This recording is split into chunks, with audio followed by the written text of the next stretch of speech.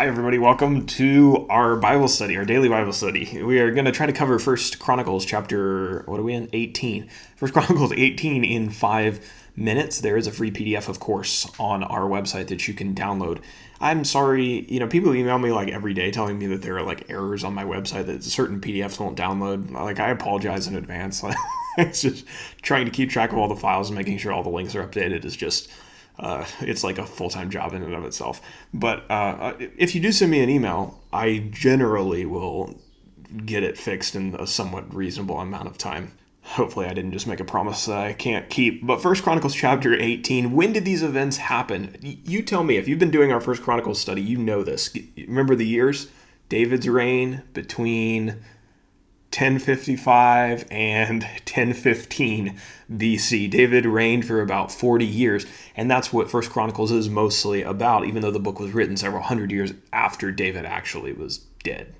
We got some key characters to discuss, some interesting ones today. We've got David, of course, he's the second king of Israel and Judah. We've got Hadad-Ezer. If you have a really sharp memory, you'll remember him from 2 Samuel. Hadad-Ezer was the son of Rehob, the king of Zobah, an enemy of Israel. Then we have Tou, or in 2 Samuel it's Toy, which I like Toy better. I'm going to call him Toy from now on. Toy was the king of Hamath. His country cultivated a friendship with David because they were also enemies of Hadad-Ezer. Then we have Hadoram, or in 2 Samuel, Joram. He was the son of Toy. And then Abishai, one of David's 30 mighty men. He was actually the brother of Joab, David's commander. You will notice that the map has changed quite a bit. We have had to zoom out to be able to fit all of the locations on here that we want to talk about. David fought in Philistia, and he also fought in Moab. Both of those locations, both of them are on the map. Philistia over there by the Mediterranean Sea. The Euphrates River is also mentioned in verse 3.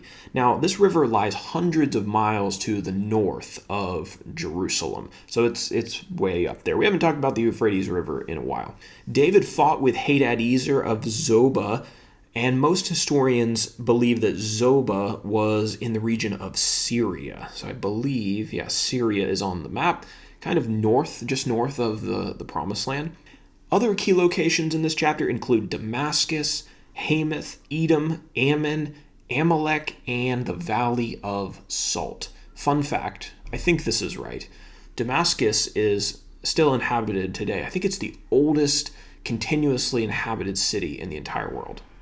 As we move over to page number 2, once again, just like last chapter, this chapter has almost an exact parallel in 2 Samuel chapter 8. So if you're with us for that study, this one is going to be extremely similar. In our first section, verses 1 through 13, we're going to talk about David's power extending beyond the borders of Israel, beyond the Promised Land. So God gave David victory over his enemies, both domestic enemies and his enemies internationally abroad. In David's time, the influence of the kingdom of Israel spread more than it ever had before. Israel defeated a bunch of nations. They defeated the Philistines, and they took the city of Gath. They defeated the Moabites, and they made the Moabites their servants. David met Hadad-Ezer of Zobah on his way to the Euphrates River. So he was going up north, and David defeated him. David ended up taking 1,000 chariots and 20,000 foot soldiers from Hadad-Ezer. He ended up keeping enough horses to pull 100 chariots, but he hamstrung the rest of them. When you hamstring a horse, you make it so that it's not any good in battle any longer. The Syrians came to the aid of Hadad-Ezer, but David defeated them too, killing 22,000 men. The Syrians were forced to pay tribute then to the Israelites. Now, Toy, the king of Hamath, he sent his son to David to bless him and to deliver him a present of silver and gold and bronze. Remember, he was also an enemy of Hadad-Ezer. And here we begin to see the kingdom of Israel becoming very, very rich. David gathered many other riches from the surrounding nations, and he dedicated them to the Lord. And a lot of those riches would go into the building of the temple during Solomon's day. David subdued other nations, the people of Edom, Moab, Ammon, Philistia, Amalek, and Zobah. Israel's army, under the command of Abishai, struck down 18,000 Edomites in the Valley of Salt, which is down at the south of the Dead Sea, or the Salt Sea, and the Edomites became the servants of the Israelites. And then in verse 13, we're told, quote, the Lord gave victory to David wherever he went. The last section of this chapter, verses 14 through 17, is pretty straightforward. It's a record of David's government officials. So basically just a list, so I'll read you the list. David was the king. Joab was the commander of David's army. Jehoshaphat was recorder. Zadok and Ahimelech were priests. Shavsha was the secretary. In the King James Version, it says the scribe. Benaiah was over the Cherethites and the Pelethites. Benaiah was one of David's mighty men, you remember? And then David's sons were chief officials in the service of the king. And so that is chapter 18. It's really all about God blessing David's kingdom. He's establishing David's house, just like he promised to do in chapter 17. Now let's finish up with our application today. This chapter is another great example of the faithfulness of God and the reliability of God's promises.